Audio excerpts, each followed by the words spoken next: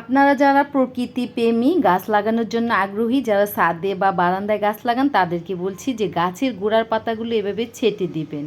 যে কোনো গাছই হোক, করলা গাছ হোক আর যে কোনো গাছই হোক, গাছের গোড়ার পাতাগুলো ছেঁটে দিলে কি হয়, গাছ তরতর করে বেড়ে ওঠে। আর অবশ্যই চেষ্টা করবেন গাছের এই যে ড্যামেজ পাতাগুলো, যেগুলো ঝড় বৃষ্টিতে ড্যামেজ হয়ে গেছে, ওগুলোও ছিঁড়ে দিবেন। আমি এখন এই যে ধুন্দুল গাছের গোড়ার পাতাগুলো এভাবে ছিঁড়ে নিচ্ছি। গাছের গোড়ার পাতাগুলো ছেঁটে দিলে গাছের গোড়ায় আলো বাতাস দুটোই পায়, আর গাছগুলো ভীষণ তরতর করে বেড়ে ওঠে, ফলনও বৃদ্ধি পায়। তো আমি এখন এই যে জালি কুমড়া গাছের পাতাগুলো এইভাবে ছিঁড়ে নিচ্ছি। এইগুলো হচ্ছে মরিচ গাছ। মরিচ গাছগুলো কিন্তু সবগুলাই ঝড় বৃষ্টিতে মরে গিয়েছিল, আবার পুঁকি গজায় নতুন করে বড় হচ্ছে। মাশাল্লাহ, এদিকে আমার সব গাছগুলাই কিন্তু দেখেন জাংলায় উঠে গেছে। ধুন্দুল গাছ, এই যে কিছু করলা গাছ আবার নতুন করে হচ্ছে, আর করলা গাছ জাংলায় উঠে গেছে, বড় বড় পাতাও হয়েছে করলা গাছের, করলাও ধরবে ইনশাআল্লাহ। আর এই যে এটা হচ্ছে সিম গাছ। সিম গাছগুলো আমি অনেক আগেই লাগাইছি, কিন্তু এখনও পর্যন্ত সিম ধরে নাই। দুন্দুল গাছগুলো গিরিলে বাওয়াই দিছি। পুদিনা পাতা গাছগুলো কি সুন্দর হয়ে উঠেছে বৃষ্টির পানিতে, গিরিলের বাহিরে চলে গেছে, ঝুলে পড়েছে, খুব সুন্দর লাগছে। এখন ধুন্দুল গাছের পাতাগুলো ছিঁড়ে দিচ্ছি। আর এই যে কিছু জালি কুমড়া গাছের পাতা লাল লাল ছিট পড়ে গেছে, ওইগুলোও এখন ছেঁটে দিব। তো এই যে এই লাল লাল ছিট পড়ে যাওয়া পাতাগুলো আপনারা ছিঁড়ে ফেলে দিবেন, তাহলে কিন্তু গাছ আরও সুন্দর হয়ে উঠবে। এইদিকে এই যে দুইটা ঘুঘু পাখি এই ছোট্ট খাঁচায় থাকতে ওদের কষ্ট হচ্ছিল, আমার হাজব্যান্ড ওদের জন্য আজকে একটা বড় খাঁচা বানিয়ে নিয়ে এসেছে। তো ওই বারান্দায় রাখছি ওই খাঁচাটা, এখন ওদেরকে ওই বারান্দায় নিয়ে যাব।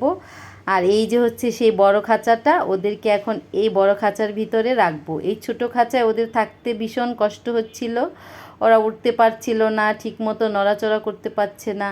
তো এই খাঁচাটা ভীষণ বড়, ওরা এই খাঁচার ভিতরে ঠিক ভালোভাবে নড়াচড়া করতে পারবে, উঠতে পারবে। আবার এই যে খাঁচার ভিতরে একটা খুঁড়া দিয়ে দিছি, তো ওদেরকে এই খাঁচায় রাখার পর ওরা ভীষণ আনন্দে আছে আর ভালো লাগছে। আর এই যে আমি দুইটা ফুলের টব উপরে দিয়ে দিছি খাঁচার উপরে, দেখতে ভালো লাগবে তাই। আরও কিছু ফুলের টব এখানে রাখবো। এগুলা হচ্ছে দুবলা ফুল গাছ, একটা ফুল ফুটেছে, আর কেউ কেউ বলে টাইম ফুল। তো এইগুলো আমি এখানে রাখছি কারণ দেখতে অনেক সুন্দর লাগবে। তো গাইস, কেমন লাগলো এই খাঁচাটার উপর ফুলের টব রাখছি, আর এই যে ঘুঘু পাখি দুইটা দেখতে কেমন লাগছে। তো এই বারান্দায় কিন্তু আমি অনেক গাছ লাগাইছি, চলুন দেখাই আপনাদেরকে। এই যে আমার এই বারান্দা। তো এই বারান্দার গাছগুলোও মাশাল্লাহ দেখেন কি বড় বড় হয়ে গেছে, জাংলায় উঠে গেছে। এই জাংলায় আছে পুঁই শাক আর এই যে করলা গাছ, আর সর্বপ্রথম লাগাইছিলাম বরবটি গাছ। বরবটি গাছ আগে জাংলায় উঠে গেছে, আর এখন এই যে করলা গাছ আর পুঁই শাক আস্তে আস্তে গ্রিল দিয়ে বেয়ে উপরে উঠছে। তো পুঁই শাকের ডগা আমি জাংলায় দিয়ে দিছি।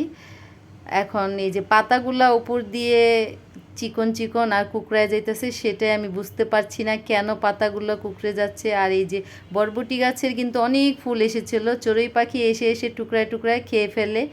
তো তা না হলে অনেক আগেই বরবটি আরও ধরতো। এখন এই যে বরবটি গাছের ফুল আবারও এসেছে। তো সবাই দোয়া করবেন যাতে বরবটি হয়। আরও কিছু পুঁখি মেলতাছে যে বরবটি গাছের বরবটি ধরবে ইনশাআল্লাহ, দেখা যাচ্ছে।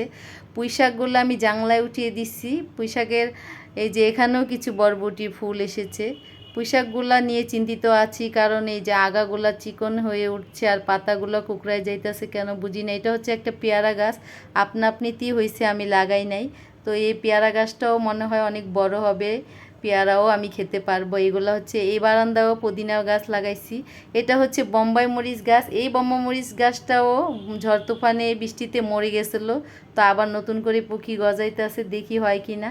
এই যে দেখতে পাচ্ছেন পুঁই শাকের নিচের পাতাগুলা কিন্তু ভীষণ বড় হয়েছিল, কিন্তু উপরের পাতাগুলা এভাবে কুকড়ায় কুকড়ায় যাইতেছে কেন বুঝি না। আমি তো কোনো সার ব্যবহার করি না গাছে, এই সবজি কাটাকাটি এগুলাই পচায়া তারপরে দেই। তো দেখা যাক গাছগুলা ঠিক হয় কি না। তো কেমন লাগলো গাইস আমার বারান্দার সবজি বাগান আর ঘুঘু পাখি। তো আজ এই পর্যন্তই, ভালো থাকবেন সবাই, আল্লাহ হাফেজ, আবার দেখা হবে নেক্সট ব্লগে।